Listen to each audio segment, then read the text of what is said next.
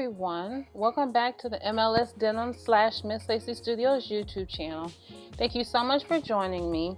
I'm doing something a little bit different this time. I don't know if any of y'all know, but I do have a dog, and I am also a dog sitter as well. So for the holidays, I am dog sitting one of my really good friends' dogs, and I don't want y'all to hear them actually growling and playing in the background. So I know that can be kind of annoying and very unprofessional as well. So you're actually just going to be seeing me motioning, but I'm going to be talking over it. So it's just going to be a little bit different this time, but I just wanted to make sure that y'all kind of got my full attention and that everything made sense as it goes along. So just follow along. Everything else is still going to be the same. It's just I'll be talking over my motions. Okay, so once again, hi everyone. Today I'm going to be showing y'all how to decorate a jacket for a 10-year-old's birthday party. I was commissioned by a client actually to do this for her beautiful daughter. So you will need some chalk, of course, and I am going to draw all over the back. She's pretty much giving me free reign. I also might do something on the front, just kind of all depends on how I feel as well. So just make sure that it's nice and flat so that everything that you draw will come out perfectly, so then you can just trace over it with the fabric paints that you will be using. I'm going to show y'all those in a second. So yes, so this is my collection of paints. I actually have more, but you'll need that as well as rhinestones. And I'm also going to be using, of course, my trusty sewing scissors. I'm going to use some sandpaper as well, just for the sleeves. I'm going to distress those and probably kind of chop those up a little bit. You will definitely need your nail tweezers. And then as far as glue, I am going to be using the E6000 glue, but you can also use the TilTok glue as well. And I'll actually be showing that in a second. There we go. So yeah, you can get that in any of your local arts and crafts stores.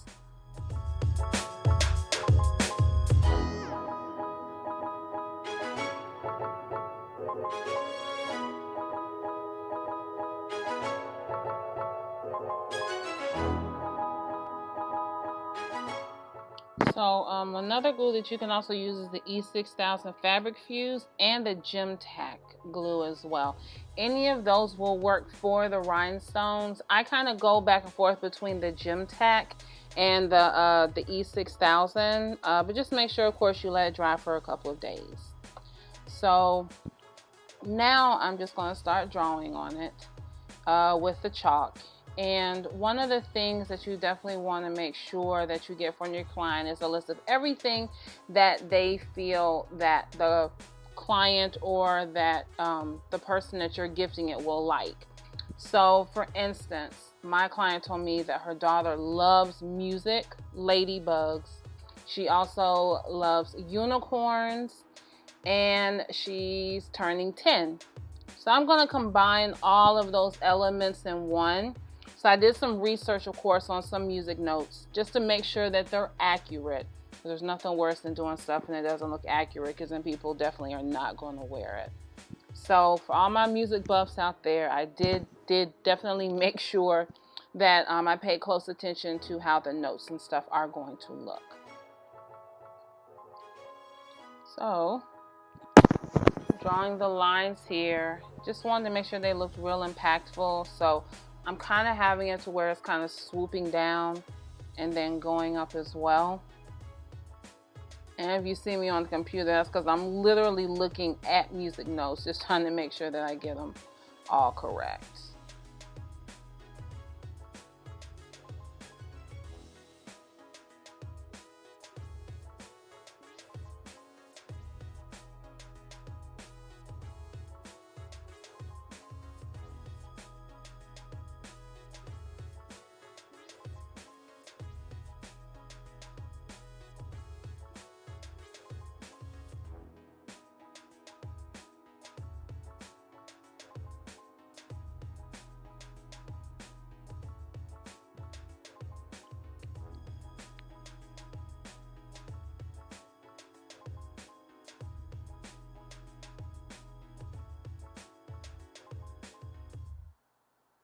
Okay, so that's the first music note.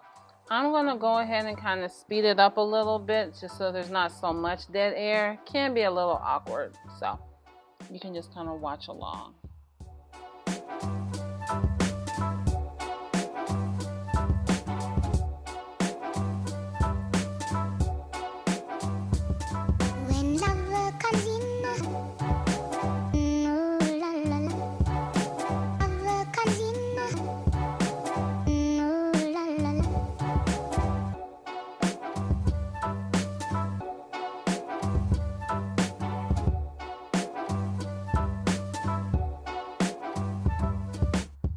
Okay, so now that the music notes are on there, I'm now going to draw the number 10 on the back. So one of the things that you definitely want to be aware of, especially depending on the type of client that you have, I am doing this for a young girl. So of course, when you're doing things for young girls, especially if they're kind of girly girls, they're going to want things, especially if you're drawing like words and numbers and things like that. They're probably going to want kind of fancier font, of course, whereas with a boy, they're probably going to want more blocky, big, bold letters.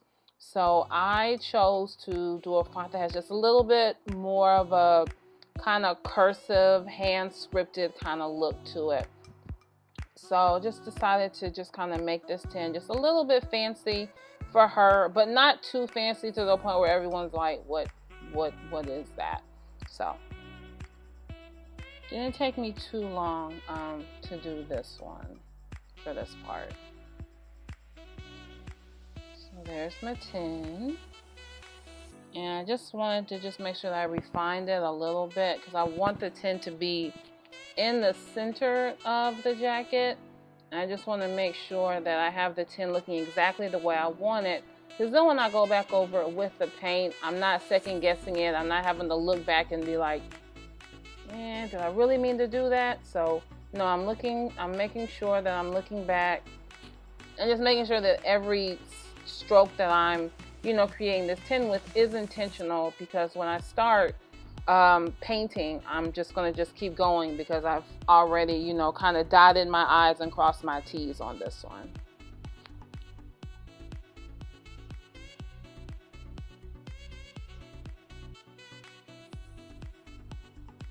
So here I am putting where I think the rhinestones are going to look best. I didn't want to do too many rhinestones because, once again, this is a younger client. So, kids can be kind of rough on their clothes. So I don't want to put too many rhinestones, and I don't think you would want to put too many rhinestones on their eye there because kids have a tendency to throw their clothes around, step on them, lose them even sometimes. So I'm not putting a lot on here, but just enough so that there's a little bling in there. I'm now starting to draw the ladybug, and I'm just going to show y'all how to do that through time lapse because I did a little bit of research. I just wanted to make sure I did it correctly. So here I'm just showing you really quickly how I decided to design the ladybug. And I'm also going to draw some butterflies. The client did say that her daughter loves butterflies. I'm going to put a couple more music notes on there as well, along with some sprinkles and some hearts, just making it really cute and girly. So here's just kind of I guess I would call it almost an aerial shot of the jacket. So I added a little cupcake on there. Of course, there are the music notes, the little dots to let me know where I'm going to put the rhinestones. Of course, the number 10, the ladybug, little hearts. And I'm going to go in and add the sprinkles as well. But I'm going to do that a little bit later on. So in this time lapse, I'm just showing you how I'm painting the music notes. So I decided to do the music notes completely in white because I wanted the music notes and, of course, the number 10 to be the main focal point. And one of the little tools that I use to keep everything precise is toothpicks. So if that's something that you want to use, toothpicks are a great way to keep everything precise and straight and in place. Okay, so here I'm just showing you how I'm going over the number 10. One of the really great things about the paint that I'm using here is that Tulip has a paint where it actually glows in the dark. But just be mindful with those particular paints, and especially if you're going to be doing a denim base, you're going to have to go over whatever you're creating or designing quite a few times. I know I went over that 10 at least 3 times. And then of course with the music notes, I'm just going over using the white. With the butterflies, I had a lot of fun doing the detail in the wings. Then of course doing the little cupcake, wanted to put the little flame on top, researching the music notes one more time, and just putting the cute little hearts in there. And then here I'm actually going in with the ladybug.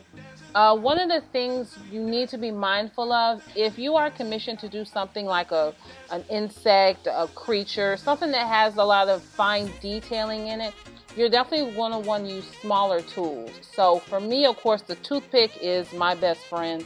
I also use real thin paint brushes as well, but they're just really great to go over, especially in those areas where you see I've left room to put the dots and stuff in.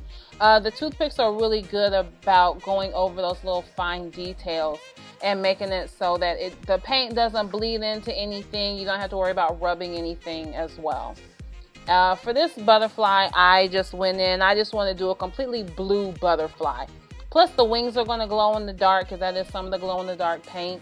Of course, another music notes. And here it's just a little bit more of a close-up for this bottom butterfly that I'm doing. You can see it somewhat. I'm still kind of working out the kinks on my angles and things like that. But you just get to kind of see how I'm able to create certain designs on the wings. And of course you see how I'm going back over it with the toothpicks. I'm telling you, toothpicks are like it for me.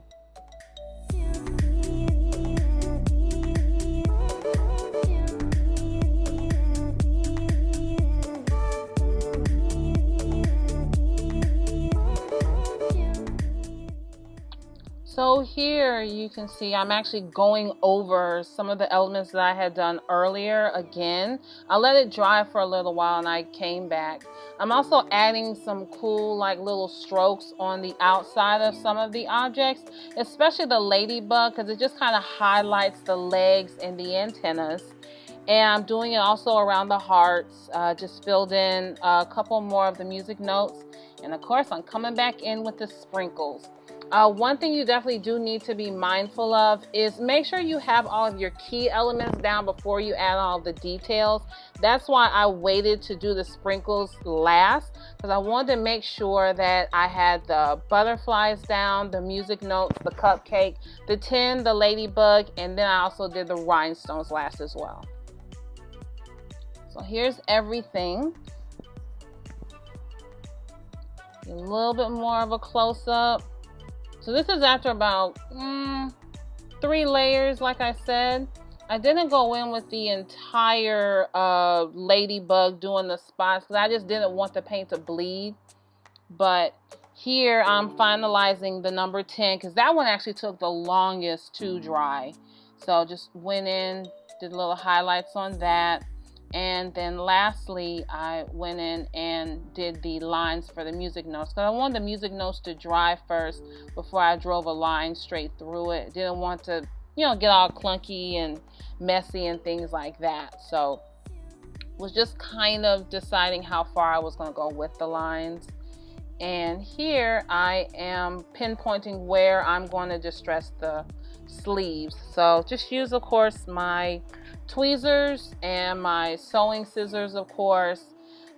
Just went in, did some little patches, cut some tiny little holes around there as well, just to give it a nice distressed look on the sleeves. And there we are. I'm gonna let her dry for about 2 to 3 days. And then I wash it and then I present it to the client after that. Just want to make sure the glue and the paint dries first. And there she is wearing it.